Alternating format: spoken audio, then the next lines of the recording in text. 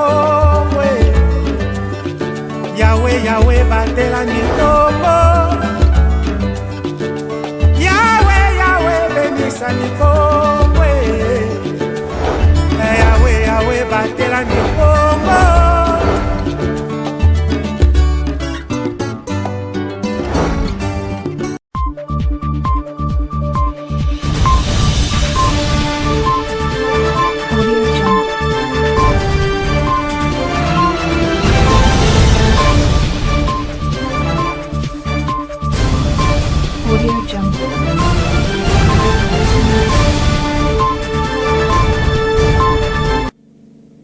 Très heureux de vous savoir nombreux en train de suivre cette session d'information sur ma bannière Ecopolis Télévision. Messieurs et dames, bienvenue dans ce nouveau numéro du journal présidé par le gouverneur de la province du Congo central, Grace Kwanga Manswangi Bilolo. La cérémonie de remise officielle de son infrastructure de contrôle sanitaire du programme national de l'hygiène aux frontières PNHF et du service de quarantaine animale et halieutique SCA s'est déroulée ce lundi 14 avril 2025 au port international de Matadi. De plus amples détails, c'est à travers cet élément de reportage. Construit juste à l'entrée du port international de Matadi, la cérémonie de la remise officielle des infrastructures de contrôle sanitaire au programme national de l'hygiène aux frontières et au service des quarantaines animales et halieutiques, SCA en sigle, s'est déroulée ce lundi 14 avril 2025.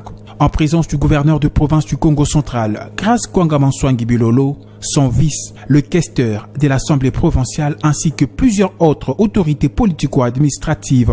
Plusieurs discours se sont succédés, entre autres celui du coordonnateur provincial du PNHF Congo central, Dr Antoine Yoba, du directeur national du PNHF, Justice Tio, de l'ingénieur architecte de cette bâtisse d'un seul niveau couvrant ainsi 881 mètres carrés avec 28 locaux, dont 16 au rez-de-chaussée et 12 au niveau supérieur. Pour marquer la remise officielle des infrastructures sanitaires au port international de Matadi, Dr Francis Lumanisha, point focal de l'Organisation internationale de migration OIM au Congo central, a trouvé deux mots justes pour s'exprimer. Nous sommes réunis ce jour non seulement pour célébrer la fin d'un projet de construction, mais aussi pour réaffirmer notre détermination à contribuer, aux côtés des autres partenaires du gouvernement, à l'amélioration de l'état de santé de la population congolaise et protéger la RDC contre les menaces sanitaires transfrontalières. En effet, la RDC, par sa position géographique, est un carrefour de mouvements humains et commerciaux en Afrique.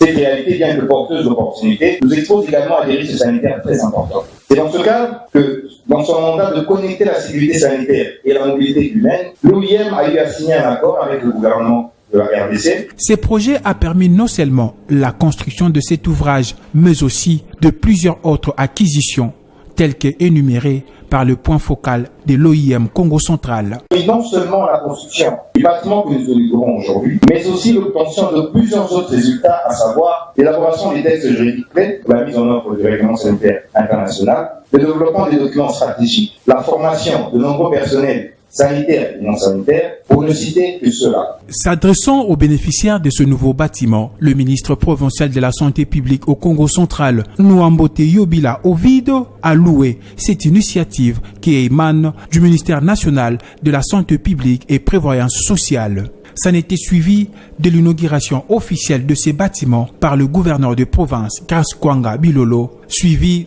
d'une visite guidée. Notons que cet ouvrage est un acquis pour le PNHF et le SCA grâce au financement de la Banque mondiale et le gouvernement congolais suite au partenariat de l'État congolais et l'OIM par l'entremise du ministère national de la Santé publique et Prévoyance sociale.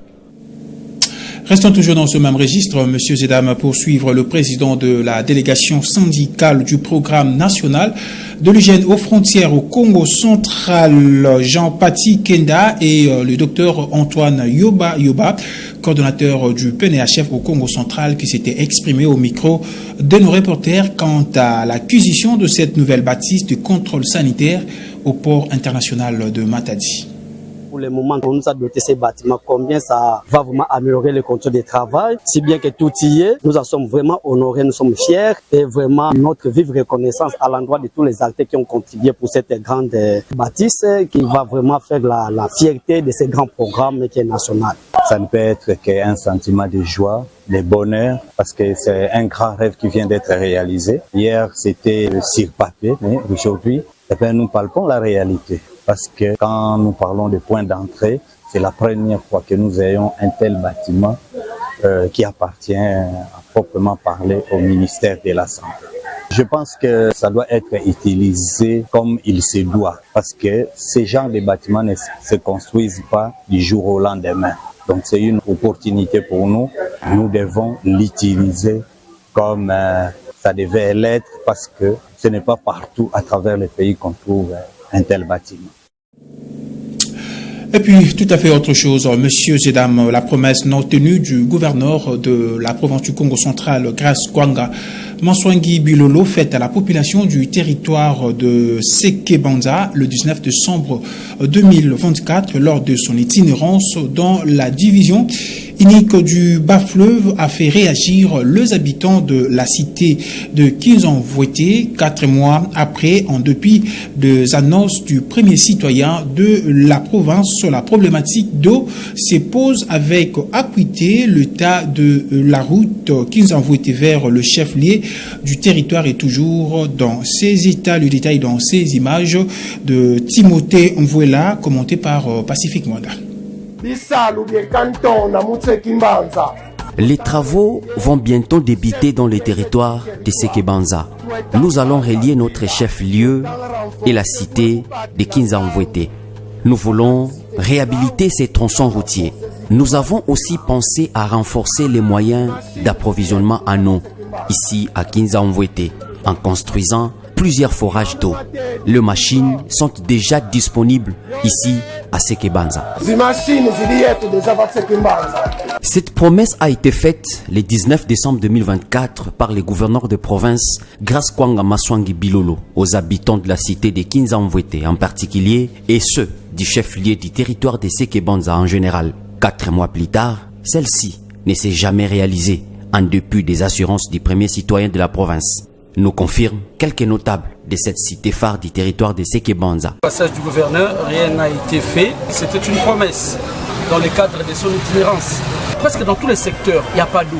Le gouverneur nous a promis qu'il va élargir l'adduction d'eau de Sekebanza. Mais jusqu'à preuve du contraire, c'est pourquoi je dis que son itinérance, l'étape de Sekebanza est d'une grande importance. Le territoire de Sekebanza est un grenier agricole. Vu l'état actuel de la route, les agriculteurs et les commerçants agricoles ont du mal pour évacuer les produits. Les produits agricoles sont en train de pourrir dans nos différents champs, vu l'état de la route.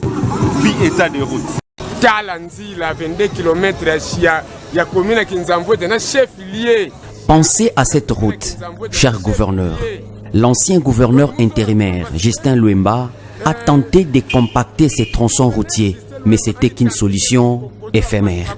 À ces jours, la situation est désastreuse. Cher gouverneur, c'est à toi qu'on a donné le pouvoir. Venez à Sekebanza. Nous vous attendons pour nous apporter une solution durable. Viens arranger cette route.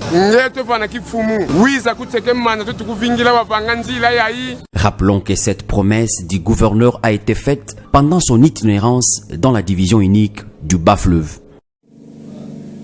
Quittons la province du Congo central pour nous rendre à Kinshasa, la capitale, où à l'Assemblée nationale, les femmes députées ont bénéficié d'un renforcement de capacité au cours d'une journée parlementaire organisée par la commission Genre, Famille et Enfants sur initiative de sa présidente, l'honorable Persine Josie Umba, députée élue de la circonscription électorale de Matadi.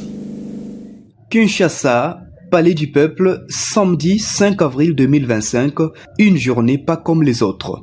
Sous le leadership éclairé de l'honorable Persine Josie Umba, la commission permanente Égalité des chances, familles et enfants de l'Assemblée nationale organise une journée parlementaire en faveur de femmes députées, une première dans l'histoire du Parlement congolais. Cette cérémonie riche en événements se déroule alors en présence du président de l'Assemblée nationale Vital Kamerhe, de députés et sénateurs, membres du gouvernement et d'autres invités de marque.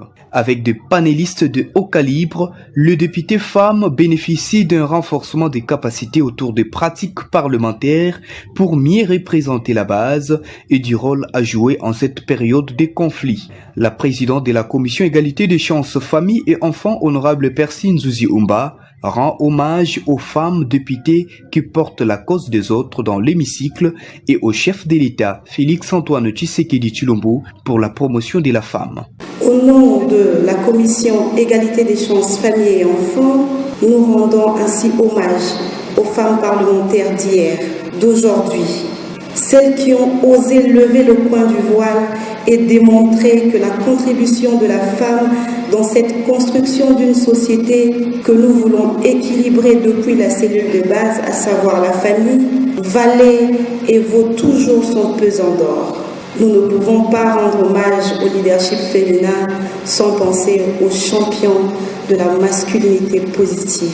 J'ai cité le chef de l'État, son Excellence Félix-Antoine Tshisekedi Tshilombo. Pour lier l'utile à l'agréable, cette journée marquant la clôture des activités du mois de mars est couronnée par la remise des prix à quelques députés femmes expérimentées en guise de reconnaissance pour les loyaux services rendus à la nation. Invité d'honneur, le président de l'Assemblée nationale Vital Kamerhe, la première ministre représentée par la ministre d'État aux affaires foncières, les députés et sénateurs, des membres du gouvernement et d'autres personnalités saluent à juste titre le leadership et les innovations de l'honorable Persine Nzuzi à la tête de la commission égalité des chances famille et enfants. Grâce à cette prouesse, la meilleure élue de Matadi obtient de Vital Kamerhe la lourde charge d'organiser conjointement avec le professeur Jacques Joly et André Mbata un séminaire de renforcement des capacités de tous les députés nationaux de la 4e législature de la 3e République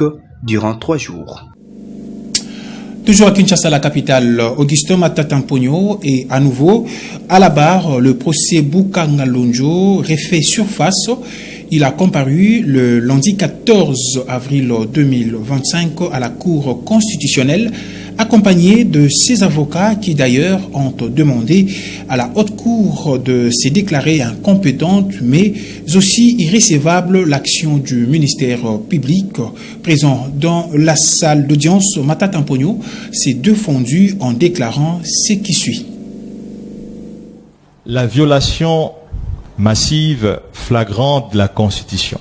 Si j'interviens, c'est parce que la justice, elle est rendue au nom du peuple. Et ce même peuple, ayant suivi ma dernière intervention, à la suite de l'avant-dernière séance, a souhaité, au nom du peuple dont je suis élu, que je reprenne quelques éléments des violations massives de la Constitution, dont vous êtes le principal protecteur. Le deuxième point, honorable président, estimé membre de la Cour, concernera le caractère politique de ce procès. Cela fait 4 ans, mois pour mois, c'est en avril 2021. J'étais alors à Conakry, conseiller du président. Le premier réquisitoire tombait et j'ai dit, contrairement à tout ce qu'ils m'ont dit de ne pas rentrer, je fais foi à la justice de mon pays, je vais rentrer. Et je suis rentré. L'exil m'a été donné, j'ai refusé. Je fais confiance en vous, honorable président, estimé membre de la Cour, parce que la mission, c'est de rendre la justice. La violation massive de la Constitution. Premier point. Je vais faire une comptabilité rapide pour ne pas vous retenir encore.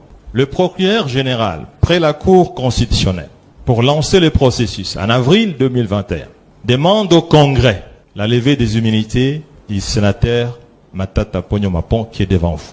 L'Assemblée nationale, le Sénat sont choqués de voir un habitué de la loi faire honneur à un ancien Premier ministre pour que son dossier soit examiné au Congrès.